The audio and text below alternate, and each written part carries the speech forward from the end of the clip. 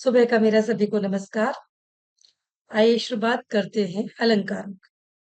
पिछली वीडियो में हमने सिर्फ अलंकार की डेफिनेशंस और अलंकार को समझा था कि अलंकार क्या होते हैं। तो काव्य की शोभा बढ़ाने वाले अंग को अलंकार कहते हैं। जो शब्द या जो अर्थ और जो शब्द और अर्थ मिलकर काव्य की शोभा बढ़ाए उन्हें हम अलंकार कहते हैं। अब अलंकार में हमने कई रूप देखे अलंकार। 62-64 प्रकार के अलंकार होते हैं, अलग-अलग प्रकार के अलंकार होते हैं। हर काव्य में अलग प्रकार का विदाउट अलंकार के काव्य की तुलना करना थोड़ा-सा टिपिकल होता है। वो बात एक अलग है कि आपको समझ में कितना आ रहा है या नहीं आ रहा। लेकिन जब काव्य में अलंकार की शोभा की जाती है, वर्णन किया जाता है, तो उसका एक अलग ही स्वरूप निकल कर आता है। और आज मैं बहुत सिंपल तरीके से आपको अलंकार लेने वाली हूँ। बहुत ही सिंपल तरीका है अलंकार पढ़ने का हमारा। जिस प्रकार आज हम अलंकार को पढ़ेंगे, बहुत ही ईज़ी ट्रिक के माध्यम से आज हम अलंकार को एन्जॉय के साथ अलंकार पढ़ेंगे। मैं बार-बार कहती हूँ अपने हर टॉपिक में अपनी यही बात आपके बीच में रखती हूँ कि ऐसा हिंदी में कोई भी कंटेंट नहीं है, कोई भी टॉपिक नहीं है, हिंदी विषय में खास तौर से जिसमें एन्जॉयमेंट ना हो। और जब एन्जॉयमेंट के साथ आप विषय को पढ़ते हैं, तो डेफिनिटली उसमें कुछ ना कुछ नया आपको सीखने को मिलता है। तो इस प्रकार काव्य की शोभा जो बढ़ाते हैं वो अलंकार कहलाते हैं। मैंने कहा ना हमेशा इंटरेस्टिंग तरीके से आप पढ़िए इसे। जब भी आप इसे इंटरेस्टिंग तरीके से पढ़ेंगे ना हिंदी को, बड़ा आनंद आता है हिंदी पढ़ने में। मुझे बड़ा आनंद आता है। हिंदी से बेटर कोई विषय नहीं। एक-एक चीज में अंतरंगता बसी हुई है हिंदी की। एक-एक कॉन्सेप्ट ऐसा निकलता है ना जैसे फीलिंग्स निकलती है वैसे कॉन्सेप्ट निकलता है हिंदी का। तो आज पिछली वीडियो आपने मेरी रस को लेकर सुनी थी। आज जो हम डिस्कशन करने वाले हैं वो अलंकारों के प्रकारों को लेकर करना है। आज हमारा जो डिस्कशन होगा ना वो पूरी क्लास जितनी भी देर की मेरी लगेगी क्लास ऑनलाइन पे वो पूरी क्लास फुल एंजॉयमेंट की रहे और उस एंजॉय के साथ उस हैप्पीनेस के साथ उन खुशियों के साथ हम अलंकार को सीखेंगे। मतलब बोरिंग नहीं है अलंकार। आपको लग रहा होगा अलंकार बहुत बोरिंग होते हैं तो अलंकार बिल्कुल बोरिंग नहीं होते। अलंकार जो अगर आपके दिमाग में समझ में आ गए ना तो एक अच्छे काव्य की रचना आप कर सकते हैं। मैं बस आपको वो अलंकार सिखाने का जो प्रयास करूंगी वो आज के बॉलीवुड के हिसाब से करूंगी। हॉलीवुड, बॉलीवुड, मूवीज, उनके गाने, उन गानों को सिलेक्ट करके मैंने आज की ये जो वीडियो तैयार करने वाली हूँ आपके बीच में जो आज का प्रेजेंटेशन अपना दे रही हूँ आपके लिए वो बहुत ही बेनिफिशियल रहेगा। एक एक अलंकार एक एक गाने में समाये थे वो जो मैं आपके बीच में अभी शेयर करूंगी आपके बीच में बताऊंगी। तो आइए बताते हैं हम बात कर रहे हैं अलंकारों की। तो सर्वप्रथम पहले हमें अलंकार को जानना जरूरी है। अलंकार क्या होते हैं? काव्य की शोभा बढ़ाने वाले अंग को अलंकार कहा जाता है। जैसे आप कोई स्त्री है कोई नारी है जब तक वो चेहरे पे बिंदी ना लगाए, शादीशुदा अगर औरत है तो मांग में सिंदूर ना भरे, कान में कुछ गहने ना हो, नाक में कुछ गहने ना हो, गले में कुछ गहने ना हो, तब तक उसकी सुंदरता प्रतीत नहीं होती। तो उसी प्रकार काव्य की जब शोभा बढ़ानी हो, जो सॉन्ग्स आप गा रहे हैं, जो पद आप पढ़ रहे हैं, जो काव्य आप पढ़ रहे हैं, उसमें अगर शोभायमान नहीं हो रहा है, उसमें अगर अलंकार नहीं लगे हुए हैं, तो काव्य एक नीरस काव्य लगता है। तो ऐसा नहीं लगता कि किसी भी काव्य की रचना में बिना अलंकारों के काम। हर काव्य की रचना में कोई ना कोई अलंकार महत्वपूर्ण, जिस प्रकार हर काव्य में रस महत्वपूर्ण भूमिका अदा करता है, उसी प्रकार हर काव्य में अलंकार अपनी एक अलग इमेज और एक महत्वपूर्ण भूमिका अदा।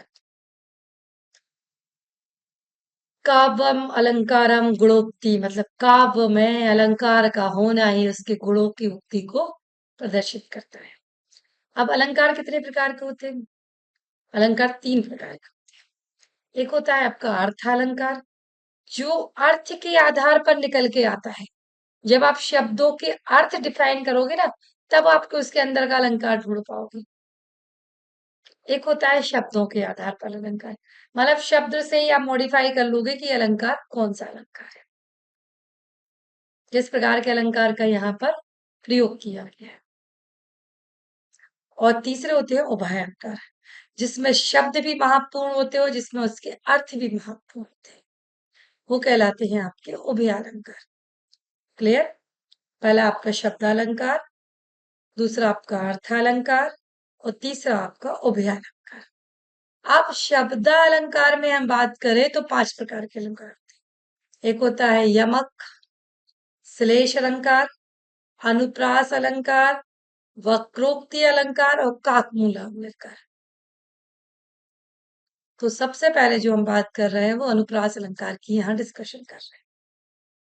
समझते हैं अनुप्रास, जैसा कि मैंने आपको शुरू में भी बताया है, आज की हमारी ये क्लास बहुत ही ज्यादा इंटरेस्टिंग होने वाली है। पूरा बॉलीवुड हॉलीवुड से मैं आपको यहाँ आज जोड़ने वाली हूँ, और उसके माध्यम से हम ये क्लास अपनी आज डिफाइन करेंगे। अनुप्रास अलंकार। अच्छा, अनुप्रास अलंकार की डेफिनेशन क्या है? अभी किसी की आवाज आई मुझे। जहां शब्दों की बार बार आवृत्ति, बहुत बढ़िया, सुंदर, बहुत सुंदर आंसर। जहां एक शब्द की बार बार आवृत्ति हो वहां अनुप्रास अलंकार होता है। देखिए कैसे होता है अनुप्रास अलंकार। गाना याद आ रहा है मुझे, फिर से शुरुआत करती हूँ उसके। चंदू के चाचा ने चंदू की चाची को चांदी की चम्मच से चटनी चटाई। सुना है आपने गाना? कई बार सुना हो, सैकड़ों बार सुना हो। तो मैं ये नहीं कह रही कि आप जरूरी हो कि काप को ही रखो। कापे में भी एक एग्जाम्पल मैं आपके बीच में शेयर करूंगी अभी। तो ये जो चंदू के चाचा ने चंदू की चाची को, अच्छा चंदू वर्ड भी बार बार यूज हो रहा है। अब चाचा में चाचा भी आ रहा है, चाची में चाची भी आ रही है, चा चा चा। चांदी की चम्मच से चटनी और चटाई। कितने प्रकार के चा आ गए इसमें? कई प्रकार के चा। एक कितनी सी लाइन में, चंदू के चाचा ने चंदू की चाची को चांदी की चटनी से, सॉरी कंफ्यूज हो गई। चंदू के चाचा ने चंदू की चाची को चांदी की चम्मच से चटनी चटाई। मतलब कौन सा अनुप्रास अलंकार हो गया आपका? अनुप्रास अलंकार हो गया। जहां एक वर्ण की बार बार आवृत्ति हो वहां आपका छेकानुप्रास अलंकार होता है। वर्ण की, सिर्फ यहाँ चा वर्ण की आवृत्ति हो रही, मैंने पूरे शब्द की नहीं कहा। इस चीज को भी ध्यान में रखना, मैंने पूरे शब्द की नहीं कहा, मैंने सिर्फ एक वर्ण की आवृत्ति को कहा। तो एक चा वर्ण की यहाँ बार बार आवृत्ति हो रही, इसलिए छेकानुप्रास। अनुप्रास में भी छेकानुप्रास हो गया। अब आता है वृत्तानुप्रास। वृत्तानुप्रास अलंकार क्या कहता है? जहां पूरे के पूरे शब्द की बार बार अनुवृत्ति हो। अभी वर्ण की बात हो रही थी, अब पूरे शब्द की बात कर रहे हो। कलावती के केली, कलावती के केली। कलावती के केली, कलावती के केली। अब जो कला कला वर्ड आ रहा है ना, इसकी बार बार आवृत्ति हो रही है। तो यहाँ पर कौन सा अलंकार आ जाएगा? आपका वृत्तानुप्रास अलंकार आ जाता है। अब आता है लाटानुप्रास अलंकार। सबसे प्यारा अलंकार लगता है अलंकारों में, जो सबसे अच्छा अलंकार है वो लाटानुप्रास अलंकार है। इसको मैं काव्य और पद के माध्यम से बताती हूँ आपको। चारु चंद्र की चंचल किरणें खेल रही थी जल थल में। मतलब चारु चंद्र की चंचल किरणें, मतलब क्या हुआ इसमें? और लाटानुप्रास, एक ही बात को बार बार बार बार, चारु चंद्र की चंचल किरणें खेल रही थी जलथल। तो ये लाटानुप्रास, चंदू के चाचा वाला ना, सॉरी, ये लाटानुप्रास आएगा, वो छेकानुप्रास में नहीं आएगा। छेकानुप्रास का जो एग्जाम्पल आएगा वो आएगा गुरुपद पदुम पदुम पराग। और चारुचंद्र की चंचल किरण किस अलंकार में आ जाएगा? आपका लाटानुप्रास अलंकार में आ जाएगा। चलिए, अब बात करते हैं हम अपने शब्द अलंकार में दूसरे अलंकार की। वो है यमक अलंकार। यमक, जिस अलंकार में एक शब्द की एक या एक से दो बार आवृत्ति हो, लेकिन दोनों का अर्थ अलग अलग हो। ध्यान से सुनना, यमक अलंकार क्या कहता है? जहां एक शब्द की एक से अधिक बार आवृत्ति हो या दो से अधिक बार भी आए, लेकिन उनका जो शाब्दिक अर्थ है वो डिफरेंट होना चाहिए। तो वहां कौन सा अलंकार होता है? यमक अलंकार होता है। जैसे हमने पहला यह एग्जाम्पल्स में ले रही हूँ, उसके बाद मैं आपको बॉलीवुड में भी ले चलूंगी। माला फेरत जुग गया, गया न मन का फेर, कर का मन का डारी दे, मन का फेर। मतलब माला फेरत जुग गया, एक जुग निकल गया पूरे माला, गया ना मन का फेर, मन का। एक मन का यहाँ क्या अर्थ लिख रहा है? मन का मतलब अपने मन का, अपने मस्तिष्क का। फेर नहीं गया, कितनी बार राम राम राम राम राम राम जपते समय निकल गया, लेकिन कर का मन का डारी दे, मन का। और दूसरा मन का मतलब मोती, उन मोतियों को आप निकाल रहे हैं। एक और एग्जाम्पल यहाँ मैं लूंगी इसका दूसरा। कनक कनक ते सौगुनी, मादकता दिखाए, जो खाए बोराए, जो ना खाए वो बोराए। एक कनक मतलब होता है सोना, और एक कनक मतलब होता है धतूरा। दोनों की प्राप्ति पे, दोनों की अधिकता पे अगर धतूरे को आपने ज्यादा पी लिया तो भी आप मादकता अधिक है, मादक उसमें ढूंढोगे इसके घमंड में। और अगर कोई कनक, दूसरा सोना आपको मिल जाए तब भी आपके अंदर मादकता आ जाती।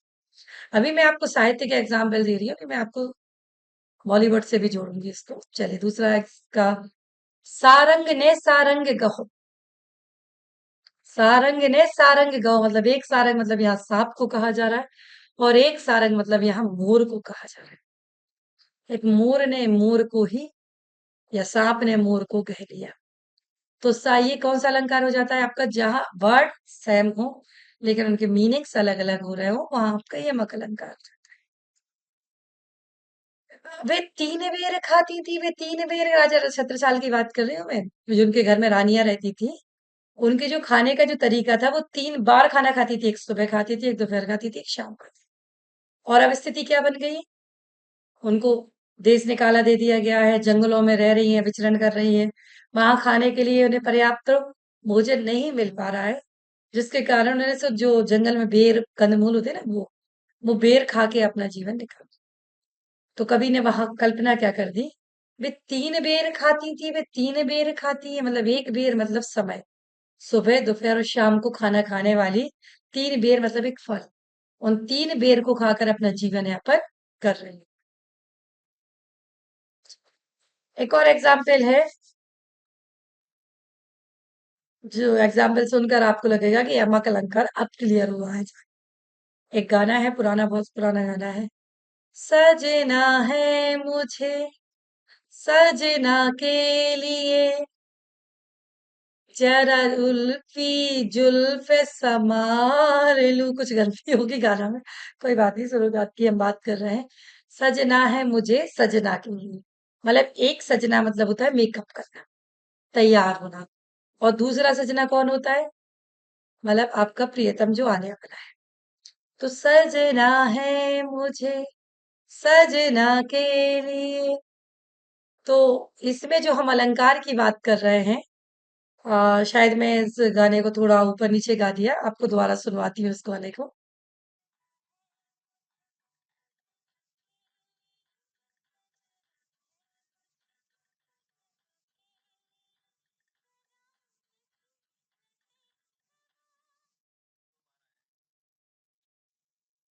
इस प्रकार ये गाना आपने सुना, तो इसमें सजना का अर्थ जो है 2 बार आया है।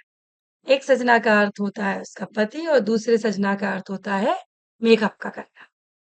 तो इस प्रकार मुझे लगता है यमक अलंकार का कॉन्सेप्ट आपका बिल्कुल क्लियर हो गया होगा कि यमक अलंकार जो होता है वो एक शब्द की 2 बार आवृत्ति हो, लेकिन दोनों के अर्थ कैसे होना चाहिए? अलग अलग होना चाहिए।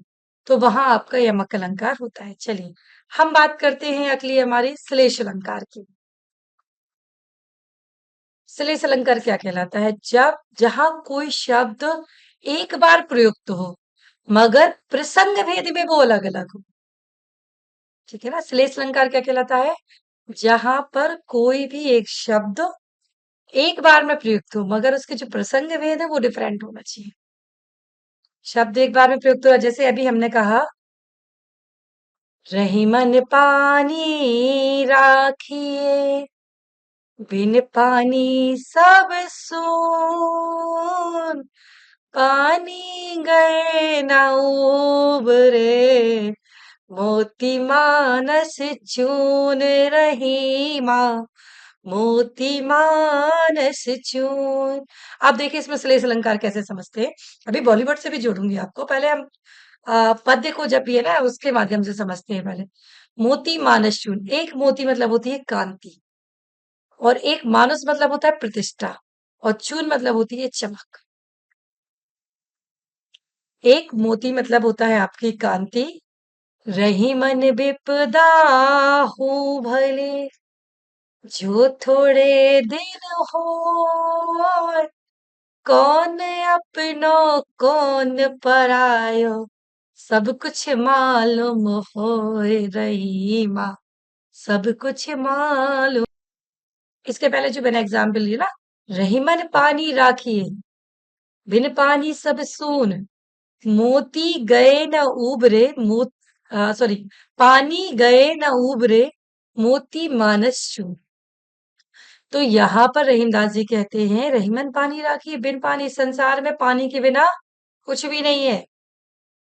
मतलब जहां कोई एक शब्द एक बार प्रयुक्त हो, पानी शब्द एक बार प्रयुक्त हुआ, लेकिन उसके अर्थ कितने सारे निकल गए कि अगर रहीमन पानी राखिए, बिन पानी सब सुन, बिना पानी के सब कुछ खत्म है।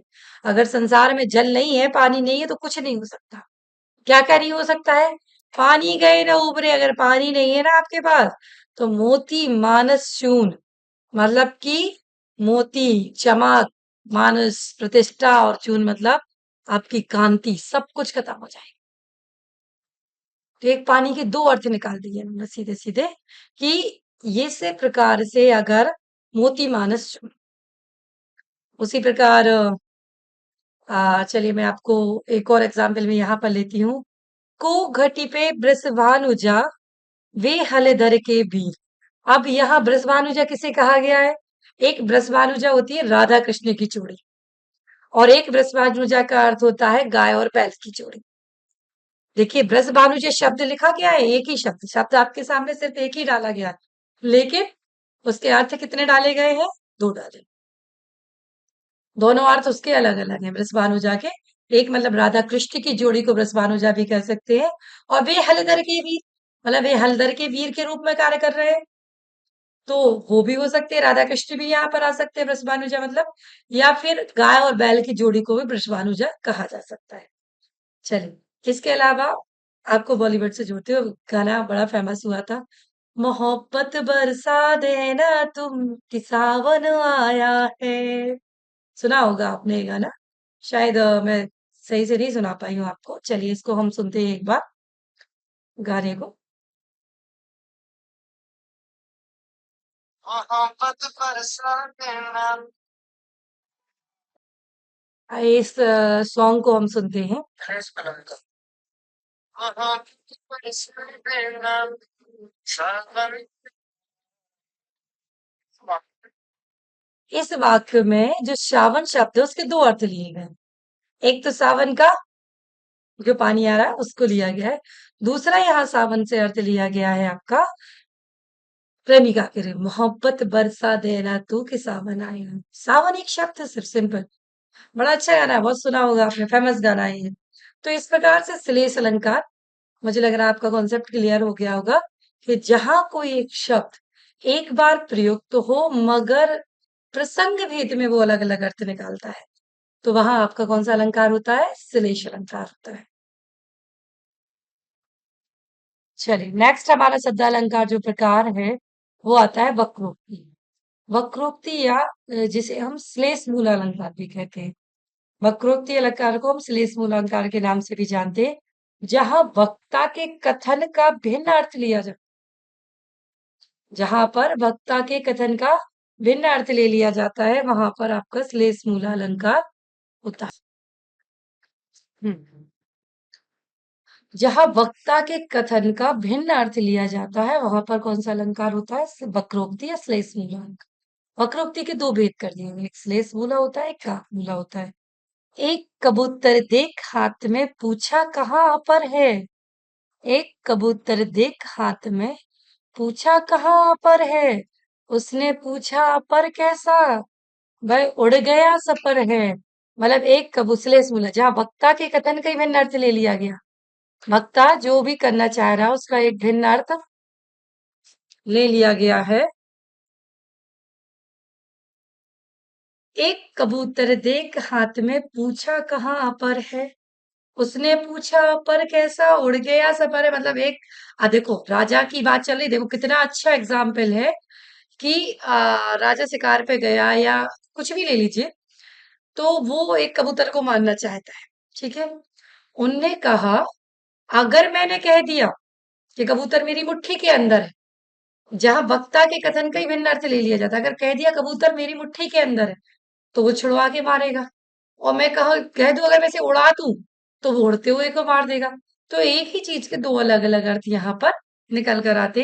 एक कबूतर देख हाथ में पूछा कहाँ पर है। उसने पूछा पर कैसा, वह उड़ गया सपर है। मतलब वो तो कब का उड़ गया। तो यहाँ पर आपका श्लेष मूल अलंकार हो जाता है। इसी प्रकार आपका दूसरा वक्रोक्ति का जो एग्जाम्पल है वो काक मूल अलंकार होता है। वक्ता की कंठ ध्वनि के कारण, वक्ता की कंठ ध्वनि के कारण श्रोता उसका जो अलग अर्थ निकालता है, डिफरेंट अर्थ निकाले, तो वो होता है काक मूला। जैसे मैं आपको एग्जाम्पल्स देख रही हूँ सिंपल सा।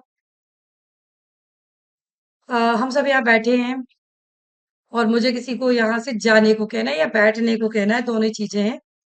तो मैंने जैसे कह दिया आप जाइए तो, आप जाइए तो, दोनों में अंतर आया मेरे बोलने के तरीका में, मेरी ध्वनि के कारण जो चेंजेस आए हैं बात में, तो वो कैसे आ गए, वो कहलाते काकमूला। अगर मैंने कहा आप जाइए तो मतलब मेरा कहने का मतलब क्या था, मतलब यहां से आप चाहिए और वो चले गए। और मैं कहना चाह रही थी आप चाहिए ना, तो उसमें कहने का अर्थ क्या निकल के आया, मैं उन्हें भेजना चाह रही। जैसे हमने कहा देखो देखो, अब देखो देखो थोड़ा स्लो बोला, देखो देखो थोड़ा फास्ट बोला। तो ये काकमूला अलंकार आपसे कहता है कि वक्ता की कंठ की ध्वनि के कारण जो इसमें अंतर होता है वो काकमूला के कारण होता है। चलिए अब हम बात करते हैं अर्थालंकार की। अर्थालंकार में क्या होता है? अर्थालंकार का जो पहला अलंकार है वो है आपका उपमा अलंकार। उपमा अलंकार किसे कहते हैं? अच्छा आपने कभी समास पढ़े हैं क्या? समास के बारे में सुना है? कर्मधारय समास होता है जिसमें उपमान की उपमेय से तुलना कर दी जाती है। वही सीधा आपका कर्मधारय समास इक्वल टू, अगर डेफिनेशंस की बात मैं करूं यहाँ पर आपसे, तो कर्मधारय समास और उपमा अलंकार में कोई ज्यादा रेयर अंतर नहीं है, दोनों बिल्कुल सेम है। तो जहां उपमेय की तुलना उपमान से की जाती है, जहां उपमेय की तुलना उपमान से की जाती है, या पर जहां सा, ऐसा, जैसा, ज्यों, सादृश या समान, उसके समान कोई वर्ड आ जाए तो वहां पर कौन सा अलंकार होता है? उपमा अलंकार होता है। जैसे उपमेय क्या होगा? जिसकी उपमा दी जा रही है, और उपमान क्या होगा? जिससे उपमा की जा रही। कमल के समान है मतलब चरण कमल, एक वर्ड हमने ले लिया यहाँ पर। अभी मैं वर्ड से समझा रही हूँ, फिर मैं आपको इससे एग्जाम्पल्स भी क्लियर करूंगी। चरण कमल, प्रभु के चरण कमल को पाने दुनिया है तरसती। अब प्रभु के जो चरण हैं वो कैसे हैं? कमल के समान है। उपमा अलंकार क्या कह रहा है? जहाँ उपमा में उपमेय में उपमान की तुलना की जाए, जहां उपमेय में उपमान की तुलना की जाए, जहां विभेदीकरण किया जाए दोनों के बीच में, कि एक की तुलना के लिए दूसरे को महत्वपूर्ण माना जाए। चरणों की अगर विशेषता बतानी है तो वो किसके माध्यम से बताई गई? कमल के माध्यम से, कि प्रभु के चरण कैसे हैं? कमल के समान। चलिए अब मैं आपको बॉलीवुड से जोड़ती हूँ। ये चांद सा रोशन चेहरा, जुल्फों का रंग सुनहरा, तारीफ करूं क्या उसकी जिसने तुम्हें बनाया। तो चांद सा रोशन चेहरा, इसमें देखो कौन सा अलंकार आ गया? उपमा। कैसे आ गया? जो चेहरा है वो कैसा है? चांद के समान रोशन है। चांद सा रोशन। चेहरा, मेरा चेहरा जो है ना वो कैसा है? चांद सा रोशन। मतलब मैं अपने चेहरे की जो तुलना कर रही हूँ, जो कवि ने की है बॉलीवुड से जिसको जोड़ा है उपमा अलंकार में, तो वो चांद सा चेहरा है। चेहरा की तुलना किससे के समान की गई है? चांद के समान की है। कब मेरी महबूबा होगी, ऐसा मैंने सोचा था। हाँ, तुम बिल्कुल वैसी हो जैसा मैंने सोचा था। क्या कह रहा है कभी? चांद सी महबूबा हो मेरी, कब ऐसा। तो आप महबूबा कैसी है? चांद के समान। उपमेय में उपमा की तुलना हो रही है यहाँ पर कि आपकी जो महबूबा है वो चांद के समान। आपकी जो महबूबा वो चांद के समान है। एक और वो बाजीगर फिल्म का गाना यार, ये नीली नीली आंखें, ये हिरणी जैसी चाल। तो चाल की तुलना किससे की जा रही है? हिरण के समान। मतलब उपमेय में उपमा की तुलना कर दी जाए। हाँ, आपको उपमा अलंकार होता है। आई थिंक आपको बहुत अच्छे से समझ में आ गया होगा कि उपमा अलंकार का डेफिनेशन क्या हो। जहां उपमेय की तुलना उपमान से की जाती है वहां पर आपका उपमा अलंकार। उप धन मा। उप मतलब समीप आना, मा मतलब मापन करना। किन्हीं दो शब्दों को समीप लाकर उनमें तुलना करना। कितना बढ़िया डेफिनेशन से देखो। उप मतलब समीप आना, मा मतलब उसका मापन करना। किन्हीं दो शब्दों को समीप लाकर उनका मापन करना ही या उनमें तुलना करना है उपमा अलंकार होता है। चांद सा रोशन चेहरा, मतलब चेहरा जो है वो कैसा है? चांद के समान रोशन है। ये झील सी नीली आंखें, आंखें कैसी हैं? झील के समान नीली, जैसे पानी बहता है ना, उस प्रकार से झील सी नीली आंखें। चल, नेक्स्ट पढ़ते हैं रूपक अलंकार। जहां उपमेय में उपमान का आरोप लगाया जाए। जहां पर उपमेय में उपमान का आरोप लगाया जाए वहां पर कौन सा अलंकार होता है? रूपक अलंकार होता है। तो रूपक जो अलंकार होगा उसमें जैसे हम एग्जाम्पल ले, अंबर पनघट में डुबो रही तारा घट उषा नगरी। तारागढ़ उषा नगरी जो है ना, ताराओं से भरी भरी जो उषा नगरी है, मतलब आकाश है वो अन पर पनघट में, मतलब उपमेय में उपमान का आरोप लगाया जा रहा है। जैसे अभी मैंने कहा ना उपमा, यमक अलंकार, सॉरी उपमा अलंकार कौन सा? जिसमें उपमेय में उपमान की तुलना की जा रही है। तो रूपक क्या कर रहा है? आरोप लगा रहा है। जैसे चांद सा रोशन चेहरा, तो आरोप लगा रहा है कि रोशन तो चांद ज्यादा होगा कि चेहरा ज्यादा होगा। मैं चली रही जमी चलने लगी। तो ये आरोप लग रहे हैं चीजों पर एक दूसरों के। तो वहां आपका कौन सा अलंकार है? मुख नहीं है चंद्र है। या जो मुख है ना, वो मुख नहीं है, ये चंद्रमा है सीधा का सीधा। तो कभी कह रहा है ये मुख नहीं, चांद सा चेहरा अगर बात कर रहा है तो वो ये उपमा अलंकार हो जाए। और ये मुख नहीं है चंद्र है, तो वहां कौन सा अलंकार आ जाएगा? आपका रूपक अलंकार आ जाएगा वहां पर। जहां उपमेय में उपमान का आरोप लगाया जा रहा है। चलिए तीसरा और अगला जो अलंकार है हमारा वो है संदेह अलंकार। जहां उपमान में उपमेय का संदेह हो, डाउट। जहां उपमान में उपमेय का संदेह हो। संदेह की स्थिति कैसे बनेगी? नारी बीच सारी है कि सारी बीच नारी है। समझ में ही नहीं आ रहा है कि स्त्री इतनी दुबली पतली है कि उसने जो साड़ी लपेट रखी है, कि साड़ी ने नारी को लपेट रखा है कि नारी ने साड़ी को लपेट रखा है। बहुत अच्छा एग्जाम्पल आता है इसका। नारी बीच सारी है कि सारी बीच नारी है। समझ में नहीं आ रहा है, या मुख है या चंद्र है, या चंद्र है या मुख है। मतलब वहां क्या हो रहा है? संदेह। देखो चीजों को जब डीपली अंदर से समझोगे कॉन्सेप्ट आपका क्लियर होता जाएगा। जब तक आप चीजों को डीपली नहीं समझोगे तो कॉन्सेप्ट क्लियर होने में थोड़ी सी दिक्कत होती है वहां पर, ठीक है। तो संदेह अलंकार क्या कहता है? जहां उपमेय में उपमान का आरोप लगाया जाए, सॉरी संदेह किया जाए, डाउट की स्थिति बनती है। मैं चली बन के हवा, रब्बा मेरे मैनू बचा। मतलब मैं हवा बन के चली जाऊंगी क्या? संदेह है ना, डाउट है ना इसमें कहीं ना कहीं, तो वहां आपका संदेह अलंकार होता है। नेक्स्ट है हमारा उत्प्रेक्ष अलंकार। उत्प्रेक्ष अलंकार किसे कहते हैं? ये सब हम शब्द अलंकार के भेद पढ़ रहे हैं। अर्था को हमने कल ले लिया था, अपने स्टार्टिंग वीडियो में ले लिया था, अब हम शब्द अलंकार को ले रहे हैं। जहां उपमेय में उपमान की सिर्फ संभावना हो, वो छोटी छोटी, मैंने कहा 60-70 अलंकार है भाई, रस तो हमने 9 ही पढ़े ना। तो 9 रसों में आपने क्लियर कर लिया कि कहाँ भय है, कहाँ जुगुप्सा है, कहाँ घृणा है, कहाँ प्रेम है, कहाँ रति है, कहाँ वात्सल्य है, कहाँ भगवत। अलंकार तो 66 भागों से भी ऊपर ज्यादा बांटे गए हैं। तो उस चीज को समझने में थोड़ा सा टाइम तो लगेगा, थोड़ा सा अच्छे से ध्यान से पढ़ेंगे तो कॉन्सेप्ट आपका क्लियर होता जाएगा। चलिए हम करते हैं उत्प्रेक्ष अलंकार की।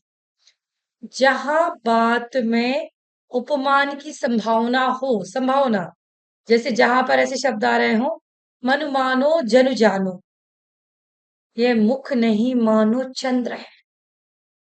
एक चंद्रमा और एक प्रेमिका का मुख, उसमें कितने सारे अलंकार निकल के आ गए। अगर कहता है, अगर कभी कहता है मुख चंद्र सा है, अगर कभी कहता है मुख चंद्र सा है, तो कौन सा अलंकार है? उपमा अलंकार है, क्योंकि उसने उसकी तुलना कर दी। मुख चंद्र सा है, और कवि ने कह दिया मुख नहीं है चंद्र ही है, उसने आरोप लगा दिया कि मुख नहीं है, ये चंद्रमा ही है, या ये चंद्र नहीं है, मुख ही है।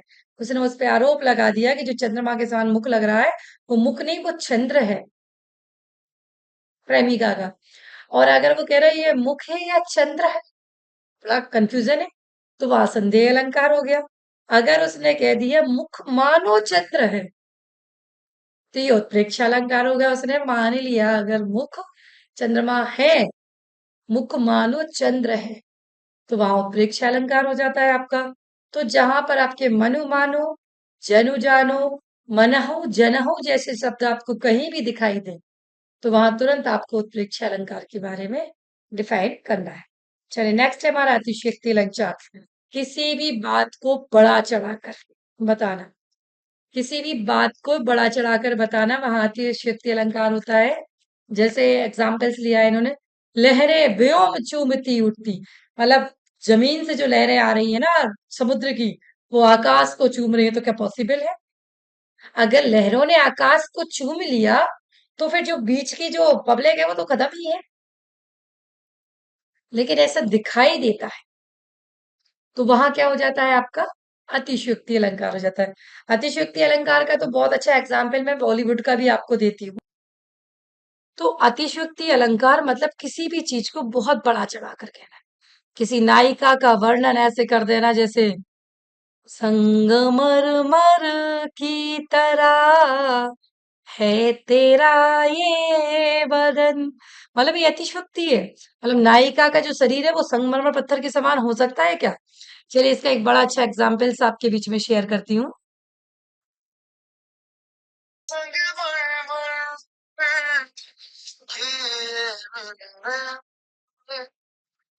कुछ भी नहीं है आगे तुम्हारे, मतलब तो इस सोहंग में सुनो ना संगमरमर की दीवारें, कुछ भी नहीं है तुम्हारे सामने। तो संगमरमर की जो पत्थर की दीवारें हैं वो नायिका के सामने भी कुछ नहीं है। नायिका कितनी सुंदर है कि उस संगमरमर की जो दीवार है वो भी फेल है यहाँ पर। तो इस प्रकार से अतिशयोक्ति मतलब किसी चीज को बहुत ज्यादा बड़ा चढ़ाकर बताना, बहुत नए नए तरीके से उसे डिजाइन करना, वो कहलाता है आपका अतिशयोक्ति अलंकार। चलिए नेक्स्ट लेते हैं हम अनियुक्ति अलंकार। अनियुक्ति अलंकार क्या होता है? देखिए इसको समझते हैं हम। अनियुक्ति अलंकार को क्या होता है? अन्य के प्रति की गई युक्ति, कमेंट। दिन रात हम यही कर रहे हैं, एक दूसरे पे कमेंट बाजी कर रहे हैं। तो ये बहुत सिंपल सा इसका एग्जाम्पल है। अनियुक्ति अलंकार मतलब अन्य के ऊपर कही गई युक्ति अनियुक्ति अलंकार कहलाता है, या इसे इंग्लिश में कहें तो कमेंट बाजी करना। मालियावत देख कर कलियन करी पुकार, फूल फूल चुन लियो अभी तुम्हारी बार बिहारी। अब ही तुम्हारी बात। मतलब माली तो आते देखते हुए, जैसे माली आ रहा था, जैसे ही माली आ रहा था, माली आवत देखकर कलियन करी पुकार। कलियन मतलब कली, जो छोटी छोटी सी कली थी ना, उन्हें क्या चिल्लाना शुरू कर दिया, मालियावत देख कर कलियन करी पुकार, फूल फूल चुन लियो, अब है तुम्हारी बार, बिहारी। अब है मतलब सारे फूल जो थे माली ने चुन लिए। अब तुम जो छोटी सी कली रह गई हो ना, तुम आज नहीं तो कल खिलोगी, मतलब तुम्हें कल चुन लिया जाएगा, मतलब तुम्हें भी कल खत्म कर दिया जाएगा। तो एक छोटी सी चीज पे कितने सारे कमेंट करती है। अब ये जरूरी नहीं कि ये फूल की बात हो रही हो खाली, हो सकता है किसी की बच्ची की बात हो रही हो, कि भी छोटी सी कली है, 16 साल की, 17 साल की, वो देखो उसकी शादी होगी, 22 साल की हुई, तो माली आवत देखकर कलियन में छोटी सी बच्ची ये शिकायत कर रही है कि सारे फूल चुन लिए गए, काल ही हमारी बात, और कल हमारी बारी आ जाएगी चुनने की। तो ये क्या है, एक प्रकार से अन्य के ऊपर उक्ति करी जा रही। अच्छा, इसका एक बहुत अच्छा सा एग्जाम्पल्स मैं यहाँ शेयर करूंगी आपके बीच में, कि राजा जयसिंह जी का नाम सुना होगा आपने। राजा जयसिंह जी थे, तो राजा जयसिंह जी जो थे, उनके बिहारी जी जो थे, उनके दरबारी कवि थे। एक एक दोहे का एक एक स्वर्ण असरफी मिलती थी राजा जयसिंह के दरबार में बिहारी जी को। तो बिहारी जी से और लोगों ने भी कहा कि मतलब काव्य जो चलती थी ना पहले, काव्य में इतने रमणीय हो जाते थे राजा महाराजा भोग विलास में, कि उन्हें कोई मतलब ही नहीं रहता था कि हमारी प्रजा का क्या होगा, कैसे प्रजा अपना जीवन यापन कर रही होगी, किस प्रकार से प्रजा जीवन को जीने का वो देख रही होगी, ये सारी चीजें रहती थी, दिक्कतें। तो क्या हुआ, किसी ने बिहारी से कहा, कोई ऐसा दोहा लिखो कि राजा की अकल थोड़ी सी ठिकाने है। राजा जयसिंह को ये लगे कि मतलब वाकई में यार, जीवन मैंने क्या बना लिया, मैं किस लिए मैंने जन्म लिया, किस लिए मैं राजा बना था। तब बिहारी जी ने उनके दरबार में एक दोहा जो पेश किया ना, उसके बाद उनके अंदर जो विरक्ति आई, वो सुनिए दोहा क्या था। मैं उसका एग्जाम्पल ले रही हूँ। जो अनियुक्ति अलंकार था, ये राजा जय सिंह को सुनाया जा रहा था, लेकिन अन्य के ऊपर युक्ति करके। कितना बढ़िया सटीक एग्जाम्पल मैं यहाँ आपके बीच में लेके आई हूँ। नहीं पराग नहीं मधुर मधु, नहीं विकास यही काल, अली कली ही शोभित हो, आंगे कौन हवाल। राजा जयसिंह को समझाने के लिए बिहारी जी ने जो दोहा लिखा, उसका अर्थ समझिए। देखिए उन्होंने किसके ऊपर कहा, भोरे के ऊपर कहा।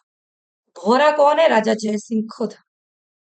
लेकिन देखिए कितने अच्छे से समझाया उन्होंने, नहीं पराग नहीं मधुर मधु, नहीं विकास यही काल। ना ही पराग मिला, मतलब मधुर मधु, ना ही शहद मिली, नहीं विकास यही काल, ना ही वो उसके अंदर विकास कर पाएगा। अली कली ही शोभिदो, वो जो फूल खिला था ना, उस फूल के अंदर एक जैसे फूल खिलता है ना, वो कौन सा वाला फूल होता है जो शाम होते ही बंद हो जाता है, शायद सूरजमुखी का होता है, कौन सा फूल होता है, उस फूल के अंदर भौरा बैठा है। अली मतलब भौरा, भौरा उस फूल के अंदर बैठा है। अब वो फूल में से पराग लेने की कोशिश कर रहा है, चूसने की, भौरा घूमते घूमते। अब वो पराग चूसने में इतना लिप्त हो गया कि थोड़ा बहुत पराग उसे मिल पाया। नहीं पराग नहीं मधुर मधु, ना तो उसे पराग मिल पा रहा है, ना ही उसे मधु मिल पा रही है, मतलब शहद मिल पा रहा है। नहीं विकास यही काल, ना ही उसका उसके अंदर विकास हो पा रहा है। अली कली ही सो बिंदु, अली जो है बोरा, वो कली के अंदर फंस गया है। आगे कौन हवाल, ऐसे भौरे का आगे जीवन क्या होगा। तब राजा जैसे को अंदर से लगा कि वो भौरा मैं हूं। मैं ना पराग मिल रहा है मुझे, ना मधु मिल रही, ना समाज मिल रही, ना देश मिल रहा, ना राष्ट्र मिल रहा, ना जो जिसकी सेवा के लिए मैंने ये पद लिया ना वो मिल। तो वही उनको बराग का, वही उनके मन में ये चीज आ जाती है कि नहीं पराग नहीं मधुर मधु, नहीं विकास यही काल, अली कली सो ही बींदो, आंगे कौन हवाल। इस प्रकार से बिहारी जी ने राजा जयसे को सचेत किया कि जिस प्रकार वो भौरा अली कली के बीच में फंस कर ना ही उसे मधु मिलती है, ना ही उसे पराग मिलता है, ना ही संसार सुख मिलता है, उसी प्रकार आपको भी इससे निकलना चाहिए। तो यहाँ अन्य के ऊपर उक्ति मतलब कमेंट करते हुए उस कार्य को पूरी करने की बात की जाती है, वहां पर आपका अनुक्ति अलंकार होता है। चलिए, नेक्स्ट अलंकार है हमारा भ्रांतिमान अलंकार। भ्रांति मतलब मन में दुविधा तो है, लेकिन उसे सत्य मान लिया जाता है, मगर संदेह भी है। भ्रांतिमान अलंकार क्या कहता है कि मन में दुविधा तो है, लेकिन उसे सत्य भी मानना है, लेकिन मन में वहां भ्रांति भी चल रही है। नाक का मोती ही अधर की कांति, नायिका की जो नाक के ऊपर जो मोती मतलब लौंग उसने पहन रखी है, वो समझ में नहीं आ रही है कि वो सिर्फ नाक का मोती है और उसके होठों की कांति है। मतलब इतना उसके होंठ जो है ना वो इतने सुंदर लग रहे हैं जैसे नाक के मोती के समान हो, तो वहां भ्रांतिमान अलंकार होता है। जब क्लियर कॉन्सेप्ट नहीं हो, साकेत की बात हो रही है, जयशंकर प्रसाद जी ने ये लाइन अपने साकेत में, सॉरी मैथिली शरण गुप्त जी ने साकेत में लिखी है, उर्मिला के ऊपर से लिखी है ये लाइन है कि जब उर्मिला अपने लक्ष्मण का जब इंतजार करती है तो समझ में नहीं आ रही है, वो इतनी दुबली हो गई है, इतनी सूख गई है अंदर से अपने पति के विछोह में कि नाक का मोती है या वो अधर की कांति है। चल, नेक्स्ट हमारा आता है विरोधाभास अलंकार। विरोध ना होते हुए भी विरोधाभास दिखाई दे, किसी चीज का हम विरोध नहीं कर रहे हैं, फिर भी हमें देखकर ऐसा लगता है कि वहां पर विरोधाभास अलंकार है। तो देखिए कैसे होता है विरोधाभास अलंकार। या अनुरागी चित्त की गति समझे नहीं को, जो जो बूढ़ो श्याम रंग, त्यों त्यों जल हो। बहुत बढ़िया। राजा जयसिंह की सभा के लिए ये दोहा लिखा गया था, वहां बोला गया या अनुरागी चित्त की, जब अनुराग होता है ना, खुद से खुद का प्रेम होता है, तो उस गति को कोई नहीं समझ सकता। जो जो बूढ़ो श्याम रंग, जैसे जैसे बुढ़ापा आता जाएगा तैसे तैसे उज्जवल मतलब जवानी अंदर से छाती जाएगी। एक देखो बचपना होता है मनुष्य का, जो बचपन वो जीता है ना, वो अल्लड़ बचपन होता है, और एक दूसरा जो बुढ़ापा होता है ना, वो भी अल्लड़पन में जीना चाहता है। जो जवानी होती है वो उसके संघर्षों की होती है। तो यहाँ लिखा है बिहारी जी ने, या अनुरागी चित्त की गति समझे नहीं कोई। जब प्रेम में यह मन हो जाता है ना, या अनुराग में आ जाता है प्रेम में मन, उसकी गति को कोई नहीं समझ सकता, उसकी गति को समझना बहुत मुश्किल हो जाता है। ज्यो ज्यो बूढ़ो श्याम रंग, जैसे जैसे बूढ़ा होता जाता है त्यों त्यों उज्जवल हो, वैसे वैसे उसके मन में मनोकामना की वृद्धि होती जाती है। तो विरोध ना दिखाई देते भी आपको विरोध है, मतलब विरोध नहीं है इस चीज में किसी चीज का, लेकिन विरोधाभास दिखाई दे रहा है, तो वहां आपका कौन सा अलंकार हो जाएगा, विरोधाभास। चलिए, नेक्स्ट हम पढ़ते हैं आ, ब्याज स्तुति और ब्याज निंदा अलंकार। ब्याज स्तुति कहती है जहां काव्य में ऊपर से तो निंदा जान पड़े, लेकिन अंदर उसका गुणगान किया जाए, तो ब्याज स्तुति। ब्याज निंदा क्या होती है, जहां ऊपर से तो स्थिति हो लेकिन अंदर मन ही मन किसी के प्रति घृणा हो, वहां ब्याज निंदा अलंकार होता है। और इसी प्रकार विभावना अलंकार लेंगे अगला हम। कारण के अभाव में कर्म का होना ही विभावना अलंकार कहलाता है। बिनु पग चले सुने बिनु काना, मतलब बिना पग के ही चले जा रहे हैं श्री कृष्ण, सुने बिनु काना मतलब बिना कान के ही सुने जा रहे हैं। ईश्वर की महिमा देखिए, बिनु पग चले सुने बिनु काना, मतलब वहां कारण के अभाव में ही कर्म का होना विभावना अलंकार होता है।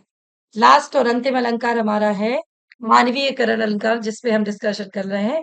निर्जीव वस्तुओं में मानवीय गुणों का आरोपण लगाना, जो वस्तुएं बिल्कुल निर्जीव हैं उनमें मानवीय गुणों का आरोप लगाना मानवीकरण अलंकार होता है। जगी वनस्पतियां अलसाई सी, मतलब जो वनस्पति हैं वो जाग गई हैं, तो वनस्पति सोई कब थी, अलसाई सी जाग रही है। कैसी जाग रही है, जब सुबह हुई तो जगी बनस्पति अलसाई सी, वनस्पति जब सुबह जागी तो वो अलसाई हुई सी जागी थी। ये जयशंकर प्रसाद जी की मनु सर्ग से लिया गया है उदाहरण। जगी बनस्पति मतलब निर्जीव वस्तुओं में भी मानवीय गुणों का आरोपण करना मानवीकरण अलंकार कहलाता है। चलिए आपको एक बॉलीवुड के गाने से इस अलंकार को समझाते हैं। जो नायिका का वर्णन है वो मानवीकरण अलंकार में किस प्रकार कर दिया, फूल पत्तियों से कर दिया गया है। सुनिएगा इसका एग्जाम्पल बॉलीवुड का।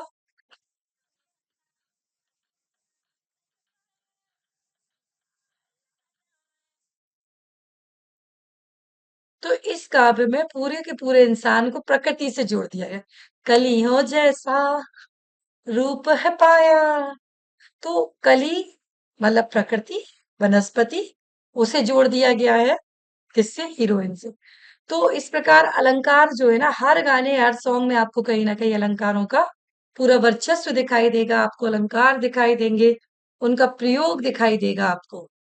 आपको ये चीज बिल्कुल क्लियर हो जाएगी कि जो अलंकार होते हैं वो किसी न किसी रूप में काव्य सिद्धांतों में अलंकारों के वर्गीकरण में अलंकार को महत्वपूर्ण भूमिका के रूप में दिखाई देते हैं। अलंकारों का एक प्रकार से काव्य की आत्मा ही मान सकते हैं। बिना अलंकरण के मतलब बिना शोभाकरण के कोई काव्य अपने आप में पूर्ण नहीं माना जाता है। अगले किसी नए चैप्टर के साथ पुनः मिलेंगे। धन्यवाद।